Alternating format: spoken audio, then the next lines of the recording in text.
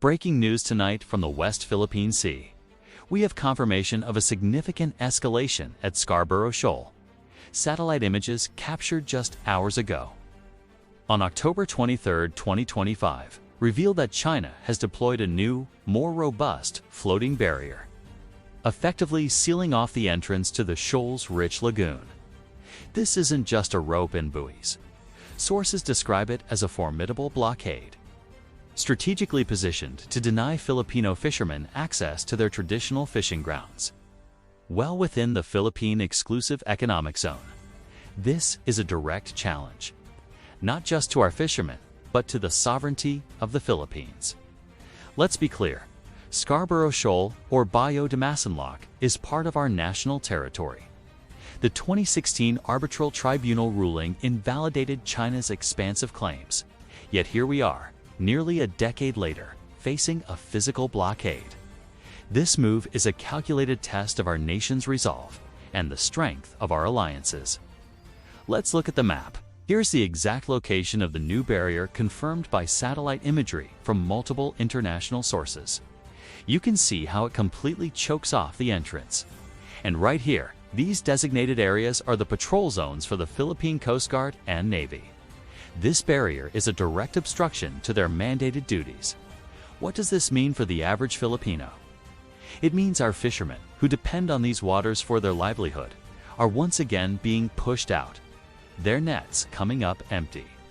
It's a direct hit on our food security and the economy of our coastal communities. The timing of this installation is no coincidence. It comes just as the Philippines and the United States are deepening their security ties under the new 2025 Indo-Pacific Defense Strategy. This strategy is built on a simple principle: mutual defense and the preservation of a free and open Indo-Pacific. China's action is a clear response, a message that it will not back down from its territorial ambitions, regardless of international law or diplomatic pressure. This isn't just about a few rocks in the sea. It's about the fundamental principle of freedom of navigation. If a nation can unilaterally close off international waters, what's next? The international community is watching closely. The Department of Foreign Affairs has already filed a strong diplomatic protest, citing violations of the United Nations Convention on the Law of the Sea, or UNCLOS. But protests on paper have had limited effect in the past. This time, the response is different. The escalation at Scarborough Shoal is accelerating a crucial component of our national defense: the modernization of the Philippine Navy. For years, we've talked about Horizon 1, 2, and 3 of the AFP modernization program. Now, it's being put to the test. This incident provides the political will and urgency to fast-track the acquisition of new assets. We're talking about more capable offshore patrol vessels, anti-ship missile systems, and enhanced maritime surveillance aircraft. The goal is to establish what military strategists call credible deterrence. It's not about starting a conflict, but about having the strength to prevent one by showing any potential aggressor that the cost of encroachment is too high. Our resilience is being forged in these very waters. This is also where our alliances come into play. The Enhanced Defense Cooperation Agreement, or EDCA, allows for U.S. forces to have greater access to Philippine bases. In the wake of this blockade, expect to see more joint patrols, not just with the United States, but with other allied nations like Australia, Japan, and Canada, who have all voiced their support for a rules-based international order. These aren't just symbolic gestures. They are a physical demonstration of a united front. When our ships sail alongside American destroyers or Japanese frigates, it sends a powerful message. It shows that the Philippines does not stand alone. The narrative being pushed by some is that this strengthens our country, that this pressure forges a stronger national identity. And there's truth to that.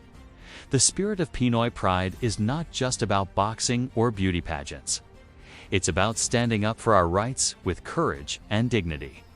We see it in our fishermen, who, despite the risks, continue to assert their right to fish in our own waters. We see it in our Coast Guard personnel, who face down larger vessels with professionalism and restraint. We see it in the unified stance of our government and the unwavering support of the Filipino people. So, what happens next? The situation is tense and fluid.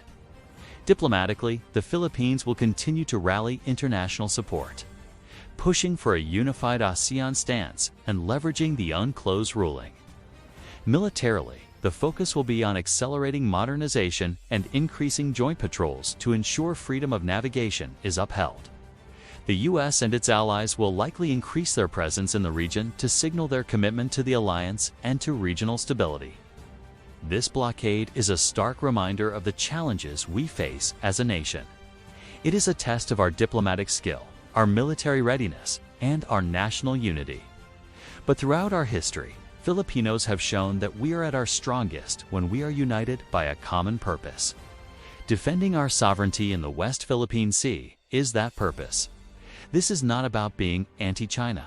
It is about being pro-Philippines. It is about standing firm on our sovereign rights and ensuring that the West Philippine Sea remains a sea of peace, stability, and prosperity for all. The world is watching how we, the Filipino people, respond.